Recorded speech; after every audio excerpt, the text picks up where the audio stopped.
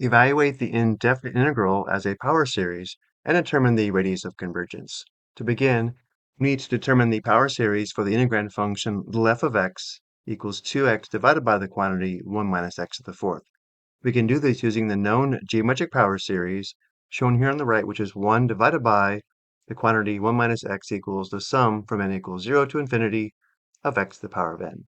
Let's first write the integrand function as 2x times 1 divided by the quantity 1 minus x to the fourth. Now I can write the power series for 1 divided by the quantity 1 minus x to the fourth by replacing x in the known geometric power series with x to the fourth. This gives us 2x times the sum from n equals 0 to infinity of the nth power of x to the fourth. The nth power of x to the fourth equals x to the power of 4n.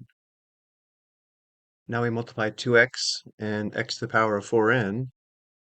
Notice x to the first times x to the 4n equals x to the power of 4n plus 1, which gives us the power series, the sum from n equals 0 to infinity of 2 times x to the power of 4n plus 1.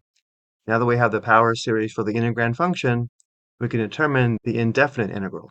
Referring to the notes below, when we have the function f of x equals the sum from n equals 0 to infinity of a sub n times the nth power of x minus c, the indefinite integral equals c plus the sum from n equals 0 to infinity of a sub n times the quantity x minus c to the power of n plus 1, all divided by n plus 1.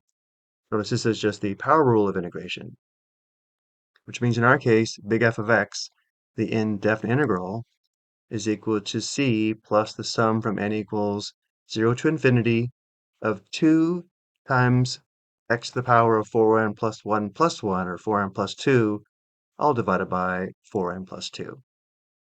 Again, we added 1 to the exponent on x, and then divided by that new exponent. But we can simplify further because 4n plus 2 factors, the factors of 4n plus 2 are 2 and the quantity 2n plus 1. In this form, notice 2 divided by 2 simplifies to 1, giving us an indefinite integral of c plus the sum from n equals 0 to infinity of x to the power of 4n plus 2 divided by 2n plus 1. And now to determine the radius of convergence, we'll apply the ratio test, which indicates we'll determine the limit as n approaches infinity of the absolute value of a sub n plus 1 divided by a sub n, which must be less than 1 to converge, where a sub n is the given formula for the power series. To determine a sub n plus 1, we substitute n plus 1 for n in the formula for a sub n. Notice the new exponent on x is going to be 4n plus 6, and the denominator is going to be 2n plus 3. And now we'll go ahead and set up the limit. Because both a sub n and a sub n plus 1 are fractions, instead of dividing by a sub n, we will multiply by the reciprocal of a sub n. This gives us the limit as n approaches infinity of a sub n plus 1, and then times the reciprocal of a sub n. And now let's begin to simplify. X to the power of 4n plus 6 divided by x to the power of 4n plus 2 simplifies to x to the fourth. Recall when dividing and the bases are the same, we subtract the exponents.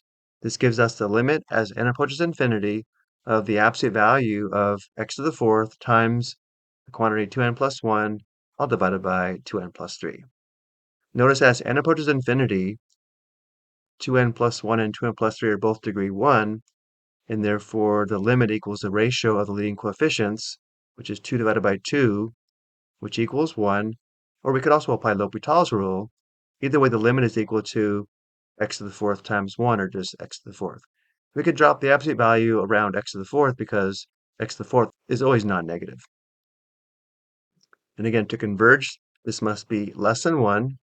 The solution to the degree 4 inequality is that x must be greater than -1 and less than 1, which indicates the radius of convergence equals 1.